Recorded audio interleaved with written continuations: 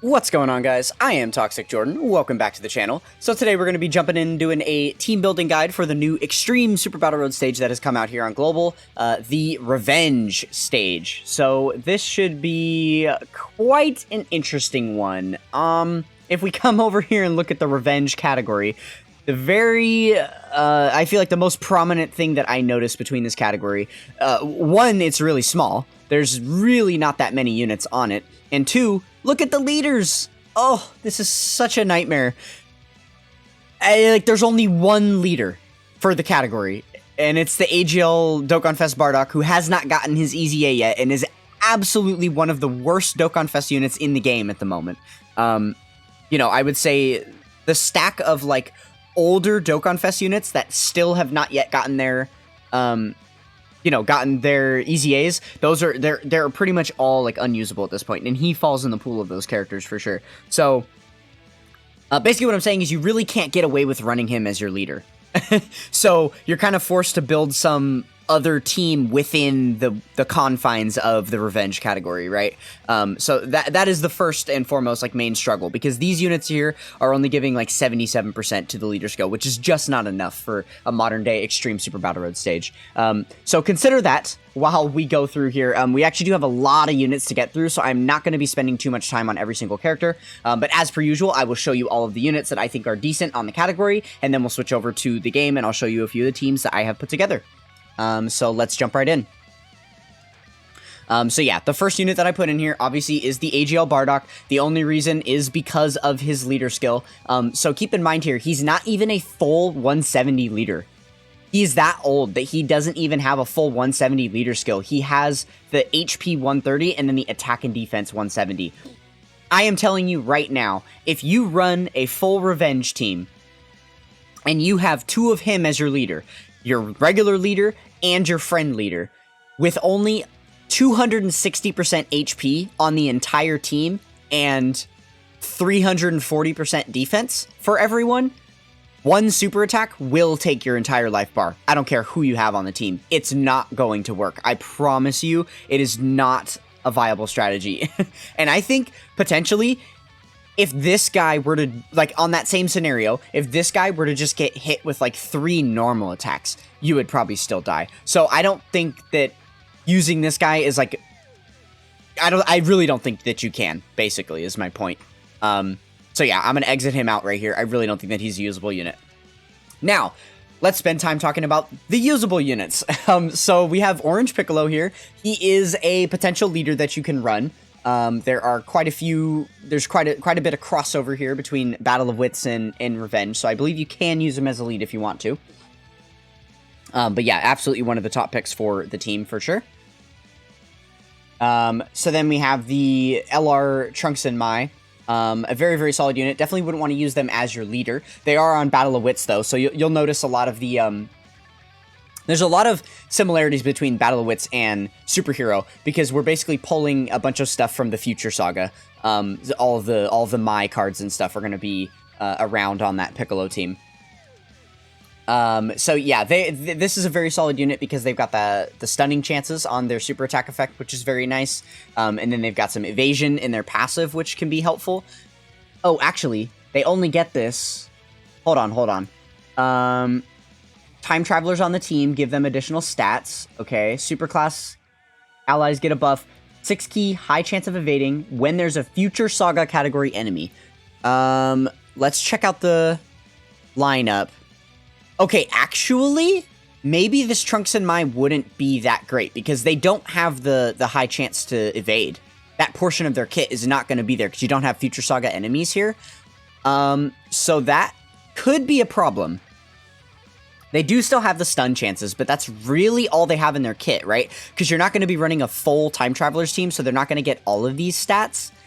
Yeah, this unit actually might not be that good. I didn't realize they weren't going to be getting the evasion. Oops. Okay. So yeah, I think I'm going to exit them out too. Okay, so then yeah, moving on. Now we have the two banner unit Mai cards. Both of them are very, very solid stunning units. The AGL Mai is definitely better. She's got a little bit more utility in her kit here, as she is Easy Aid. Makes sense. But both of them are very, very dependable stunning units that are wise to bring on the team, for sure. Okay, so then next up we have both of the Super Saiyan Bardoks that have Easy Aid. I would say the physical one is probably going to be better, for sure. He is the best of all of that batch of Easy Aids that came out. So he gets his great defense for one turn here, and then he seals. They both actually seal, which is the main reason why I included them here, because sealing is really strong for Super Battle Road, especially for like a slot 3 unit like these guys would be, right? So this guy gets his great defense raise on Super. What does this guy get? A regular defense raise, but he also gets the attack raise. I see. Okay, and then this guy's getting a lot of defense here outright. He gets all of his attack on Super Attack, which is nice. Helps with the multiplicative buff there. He is a 30% buff to all allies, and then he also guards after receiving an attack and gets additional defense when your guard activates. So beyond the first hit that this guy takes, he's going to be tanking insanely well. So very, very good unit to have here. And then this guy, I actually haven't memorized his kit. I know that the physical one is better here. So let's see. He's an orb changer. And then just lots of stats outright. Okay. He's also a nuker. I see. That's what they're doing different here. Okay. And then okay, so he gets 30% per tech key sphere, and then he gets an additional 18% per key sphere. Tech key spheres excluded. So basically, if you had rainbow key spheres on top, that would add more. 30% per key sphere is a lot, by the way. That is pretty good. And then he has a medium chance of launching an additional super attack with 3 or more key spheres obtained. Okay. And then an additional 50% attack with 8 or more key spheres obtained. Yeah, this guy's definitely not quite as good. He's alright. Definitely, like, if you needed, like, one final unit to fill in on the team, he could be good, but I would say definitely the physical Bardock is more of a priority. Okay, so then another decent unit you could throw on the team is the Tech Ultimate Gohan here. Having the Infinite Guard is always helpful. The fact that he greatly raises attack and defense infinitely and needs to build those up is going to hurt him a little bit for Super Battle Road, because each new fight you go into, he's going to, struggle a little bit at the beginning. But the Guard certainly will help him, so I don't know. I think he's still, like, right on the borderline of usable. Hasn't fully aged out yet, but he is definitely not going to be tanking for double digits. He will still take some damage, so, I would say definitely you want to anticipate that happening. Okay, so one of the newer Dokkan Fest ECAs that we've gotten here is the Int Kid Goku. He is really solid for Super Battle Road because he's got the high chance of stunning built into his super attack effect, which is very, very nice. Some additional stat boosts depending on your HP levels. And then he gets some additional stats at the start of turn for the first few turns there. Okay, so he has a high chance to launch an additional super here when your HP is 59% or more. And then, let's see, he stuns the attacked enemy. He gets you a guaranteed stun when your HP is 50% or less. Or 59% or less when attacking. That is very, very good. So basically what that means is, on his active skill turn, so basically anytime your HP is below 59%, or once when your HP is below 59%, he's going to cause ultimate damage to enemy with your active skill, but he's also going to get a guaranteed stun here because your HP is below 59%. So his active skill basically is guaranteed stun, and that is insane for Super Battle Road, right? And then you keep in mind he can do this in every single fight on the Super Battle Road stage, so very, very impressive unit for sure. Oh, I should have put this guy with the other Ultimate Gohan. My bad. So yeah, he's probably going to be sitting in the same pool as the other Ultimate Gohan there. Like, decent, but not amazing, right? He basically, it's all going to be dependent on this, because he has a high chance to guard. If that doesn't proc, you're going to get killed. If it does proc, you'll be fine. That's pretty much all there is to this unit.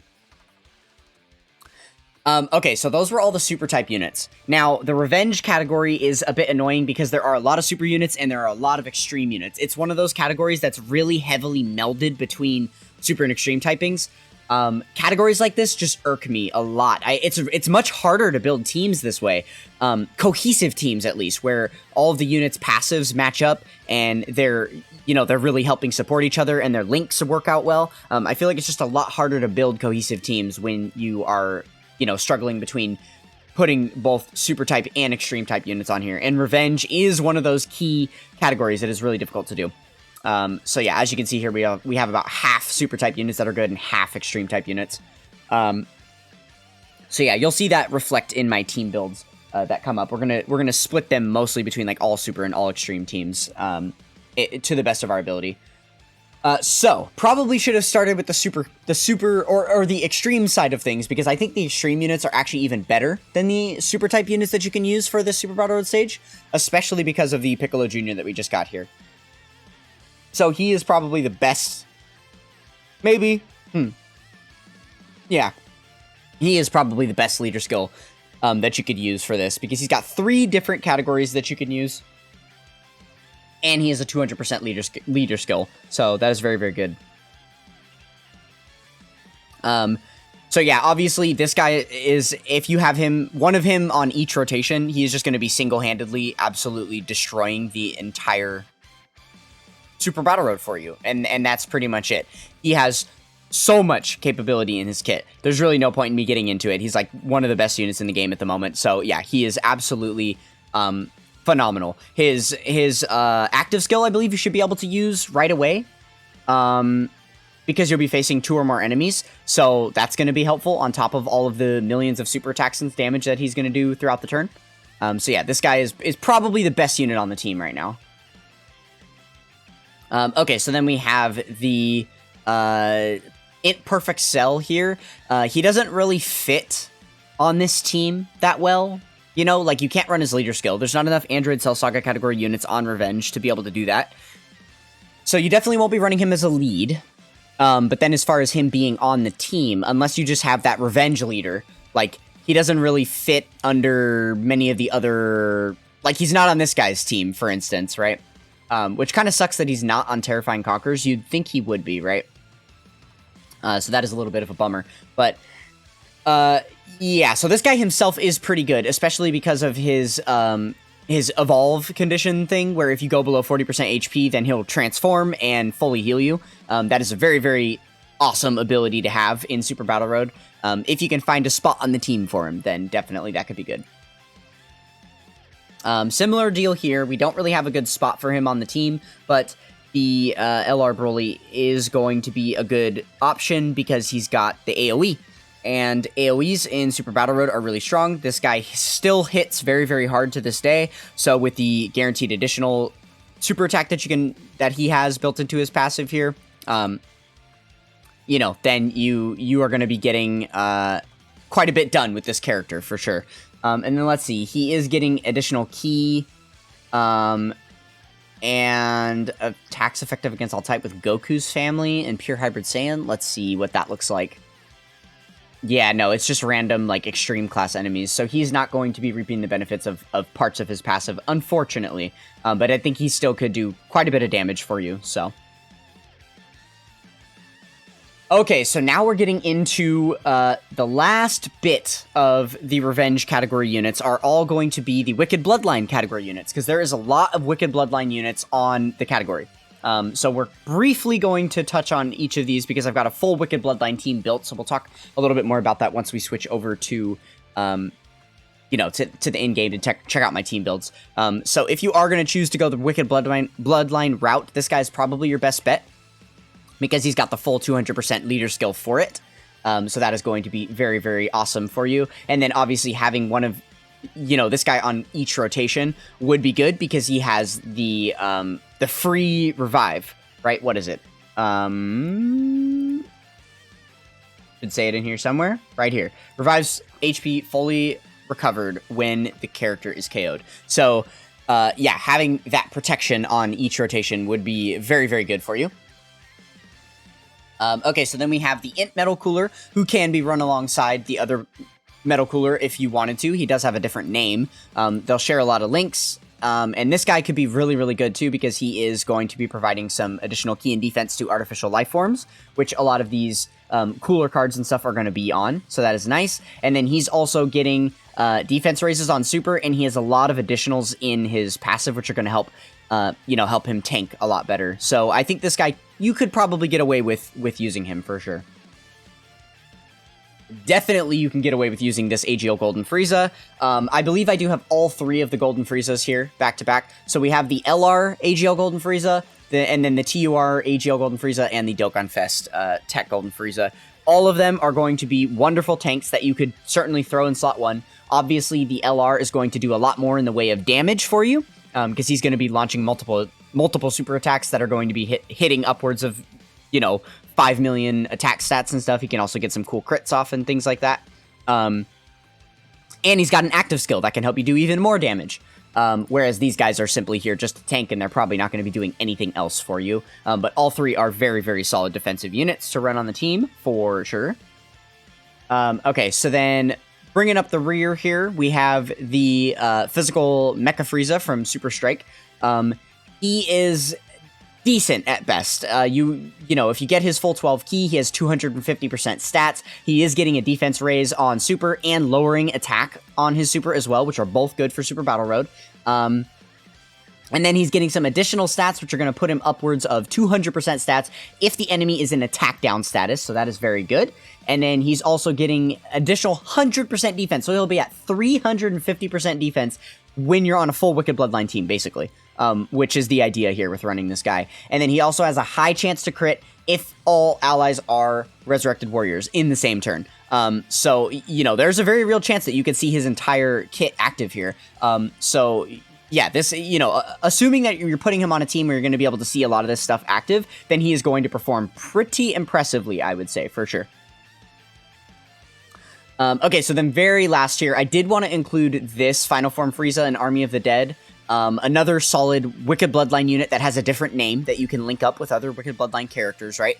His link skills are, I think, a little bit different because he's got like Revival and Prodigies and stuff because of the Army of the Dead part messing up his leader or his title. So he's not quite as good, like, he doesn't fit quite as flush as some of those other, Wicked Bloodline units would. But he is a revenge category support, and that is the main thing that I wanted to point out, is that he is going to be getting the full 140% stats because you will have a full revenge category team, which is nice, and then he's also giving 30% to any revenge category allies. So if you are running, you can potentially run this guy on not a full Wicked Bloodline team, whereas the Super Strike Frieza, you definitely would want to run only on a full, a full Wicked Bloodline team. Whereas this guy, you can get away with not having quite as many revenge category units. And then he also, performs a critical hit when there is a Defenders of Justice category enemy, or when all allies attacking in the same turn are revenge. So that means he's going to guaranteed crit. Always. Because you're going to always have... Oh, Extreme Class. So if you are running a full Wicked Bloodline team, then he is going to guaranteed crit for you the entire time.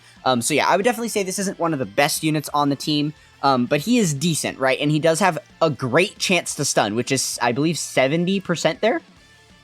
Yeah, 70% chance to stun.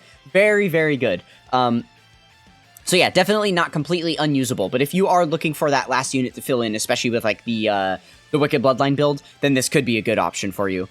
It's also worth noting here, I didn't pull the cards up, but all of the free-to-play Metal Cooler cards, you could potentially, if you wanted to, just run this guy as a leader, and then run all the free-to-play Metal Cooler cards. I wonder that might be able to actually take this stage down. Maybe not no items, you might have to depend on some items to help you out, but I think that team definitely could get the job done. Worth mentioning, for sure. Okay, so yeah, with that, let's go ahead and switch over to the game, and I will show you guys the teams that I have put together. Alright, so this is the first team that I have put together here, a full Wicked Bloodline team. As you can see, this team would be very, very strong.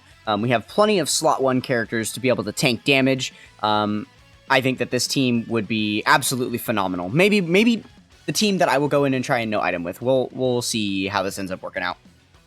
And actually, I feel like I was just thinking a little bit more about the kits, and I feel like that other STR Final Form Frieza and Army of the Dead card would probably be better than this Super Strike Frieza.